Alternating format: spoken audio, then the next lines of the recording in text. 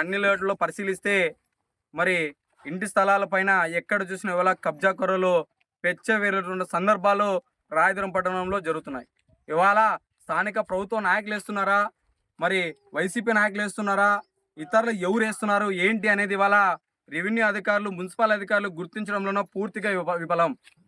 మరి వాళ్ళ మల్లాపురం లేఅవుట్లో కూడా నరసింహస్వామిలో ఎక్కడ చూసినా పెచ్చరిల్లి మరి ఎక్కడ చూసినా ఇల్లు ప్లాంట్లు వేసేసి మరి ఇష్టానుసారంగా ఇవాళ ఒక బిజినెస్ టైప్గా ఇవాళ ఇక్కడ రాయదుర్గం తాలూకా నాయకులు కొంతమంది వెళ్తున్నారు. ఇది బిజినెస్ ఎట్లంటే 3 లక్షలు ఖర్చు పెట్టడం, 10 ప్లాట్లు వేయడం, అది 10 ప్లాట్ల అధికారుల ద్వారా వాళ్ళ దొంగ పట్టాలు చేసుకుని మరి ఏమీ తెలియనటువంటి జనాలకి మరి 2 లక్షలకు 3 లక్షలకు అమ్మడము. అదే 3 లక్షలు ఖర్చు పెడితే 30 లక్షల డబ్బులు తీసుకుని ఇంకో రకంగా దాన్ని ఉపయోగించుకునే పద్ధతిలో ఈ నాయకులు వెళ్తున్నారు. ఇంత జరుగుతున్నా కూడా ఈ రకంగా ఇక్కడ ఉండే నాయకులు కబ్జాలు చేస్తున్నా కూడా అధికారులు పట్టించుకోవడంలో పూర్తి విఫలం. తక్షణమే ఎవరైతే వాళ్ళ రాయదుర్గం మండల ఎంఆర్ఓ గారు ఉన్నారో, మున్సిపల్ గారు ఉన్నారో ఖచ్చితంగా ఈ నరసింహ లేఅవుట్ని పరిశీలించండి.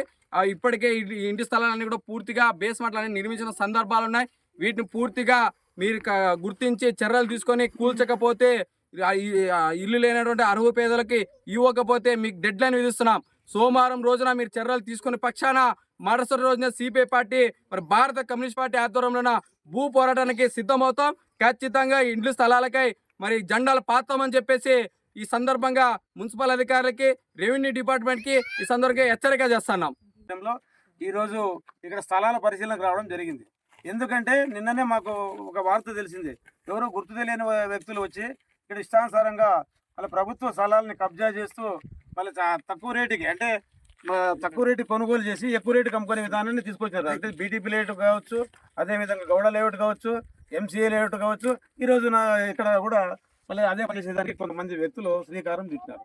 ఇక్కడ ప్రభుత్వ స్థలాలు ప్రభుత్వానికి ఉపయోగపడాలా, లేకుంటే ఇల్లు లేని నిరుపేదలకు ఉపయోగపడాలే కానీ ఈ విధంగా కబ్జాకు గురి అయ్యి అమ్ముకుంటూ ఉంటే మళ్ళీ ఈ చూస్తూ ఊరికైతే ఉండదు కమ్యూనిస్ట్ పార్టీ. నుంచి దాదాపు నరసింహస్వామి కొండకి ఎంట్రన్స్ నుంచి ఇక్కడ మల్లాం లేఅవుట్, ఇక్కడ పక్కనంత లేఅవుట్ ఉంది, ఇక్కడ వరకు కూడా వచ్చాము.